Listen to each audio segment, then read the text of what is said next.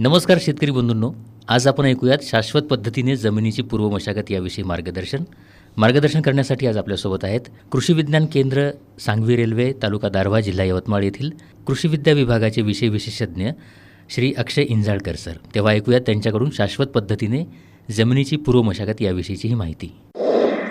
सर्व शेतकरी बांधवांना नमस्कार. आज आपण शाश्वत पद्धतीने जमिनीची पूर्व मशागत याविषयीचं मार्गदर्शन आणि चर्चासत्र इथे करणार आहोत.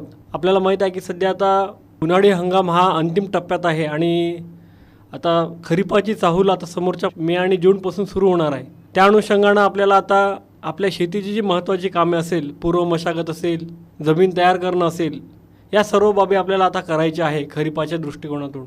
आणि जमिनीची पूर्व मशागत करताना ती जर आपण शाश्वत पद्धतीने जर केली तर समोरच्या हंगामामध्ये आपल्याला त्याचा चांगला परिणाम दिसून येतो. आपल्याला माहीत असेल की शेतीमध्ये जमिनीची उत्पादकता टिकवण्यासाठी आणि वाढवण्यासाठी नैसर्गिक साधनसंपत्तीचं संवर्धन करणे अत्यंत गरजेचं आहे. जमिनीमध्ये चांगले पीक येण्याकरिता त्या जमिनीची भौतिक, रासायनिक व जैविक गुणधर्म टिकवून ठेवण्यासाठी जमिनीची मशागत करण्यासाठी खूप महत्त्वाचा विषय आहे आणि अनन्यसाधारण महत्त्वाचा भाग आहे. पूर्व मशागतीमध्ये नांगरट, कुळवणी, ढेकळे फोडणे, वखरणी, सपाटीकरण, खत मिसळणे, सरी काढणे इत्यादी कामांचा समावेश होतो. प्रत्येक जमिनीची दरवर्षी नांगरट करावी असे नाही. जमीन आणि आपण घेणाऱ्या पिकाच्या गरजेनुसार मशागत करण्याची गरज आहे. त्यासाठी शेतीमधील मागील पीक, पुढे घ्यावयाचे पीक, जमिनीचे प्रकार आणि हवामान इत्यादीवर अवलंबून असते. आता आपण शाश्वत पद्धतीने जमिनीची पूर्व मशागत संदर्भात काही महत्त्वाचे मुद्दे आपण इथे पाहूयात. नांगरटीचे उद्देश साध्य होण्यासाठी पूर्वीचे पीक काढल्याबरोबरच लगेच नांगरट करणे फायद्याचे ठरते, कारण यावेळी जमिनीत ओलावा असल्याने नांगरटीचे काम हलके होते, ढगळे निघत नाही, नांगरट खोलवर होते. पूर्वीच्या पिकाचा पालापाचोळा, काडी कचरा जमिनीत गाडला जातो, जमिनीस सेंद्रिय पदार्थाचा पुरवठा होतो. रब्बी, उन्हाळी आणि हंगामातील पिके काढल्यानंतर म्हणजे सर्वसाधारणपणे मार्च एप्रिलमध्ये त्वरित नांगरणी करावी. हलक्या जमिनी पीक काढण्याच्या वेळी घट्ट होतात, म्हणून एप्रिल किंवा मे वळवाचा पाऊस पडल्यानंतर किंवा पावसाळ्यात सुरुवातीला पहिला पाऊस पडल्यानंतर नांगरणी करावी. हंगामात घ्यावयाच्या पिकानुसार नांगरणी खोल ठरवावी. सर्वसाधारणपणे ऊस, भाजीपाला इत्यादी बागायती पिकांसाठी 15 ते 20 सेंटीमीटर खोल नांगरणी करणे आवश्यक आहे. तसेच ज्वारी, बाजरी, गहू, भुईमूग इत्यादी पिकांसाठी 15 ते 20 सेंटीमीटर, सोयाबीन पिकासाठी 15 ते 20 सेंटीमीटर, कपाशीसाठी साधारण 20 ते 25 सेंटीमीटर खोल नांगरणी करणं आवश्यक आहे. तसेच जमिनीचा भुसभुशीतपणा टिकून राहण्याच्या कणांची रचना सुधारली पाहिजे. यासाठी सेंद्रिय खते म्हणजे शेणखत किंवा कंपोस्ट खताचा वापर करणं देखील आवश्यक आहे.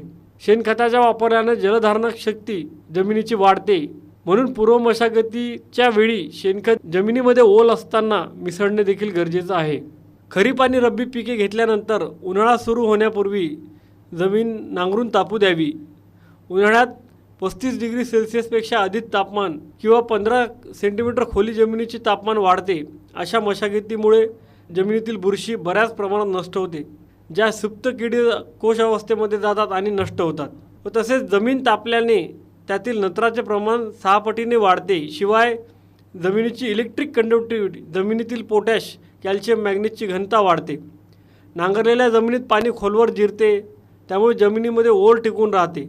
तर या पद्धतीने आपण शाश्वत जमिनीची पूर्व मशागत जर केली तर त्याचा शेतकरी बांधवांना भरपूर असा फायदा होतो. आणि त्याच्यामध्ये महत्त्वाचे जे जर आपण फायदे पाहायला गेलो, जमीन भुसभुशीत होते, त्यामुळे पाऊस, ओलिताचे पाणी जमिनीत सहज मुरते, जमिनीत हवा खेळती राहते, पाण्याचा निचरा चांगला होतो, थरांची उलथापालथ होते, जमिनीत भुसभुशीत राहते, हवा, पाणी आणि उष्णता जमिनीतील योग्य प्रमाणात खेळती राहते, पिकांचे अवशेष जमिनीत गाडले जाऊन जमिनीची प्राकृतिक, रासायनिक, जैविक अवस्था सुधारते, जमिनीतील सेंद्रिय पदार्थाचे विघटन जलदरित्या होऊन पिकांना आवश्यक असणारी अन्नद्रव्ये मुक्त होतात, जमिनीत जीवाणूंची संख्येची देखील वाढ होते. खोल नांगरटीमुळे पिकांच्या मुळाची योग्य वाढ होऊन वेगवेगळ्या थरातील अन्नद्रव्ये पिकांना मिळतात, जमिनीची पाणी साठवून ठेवण्याची क्षमता वाढते.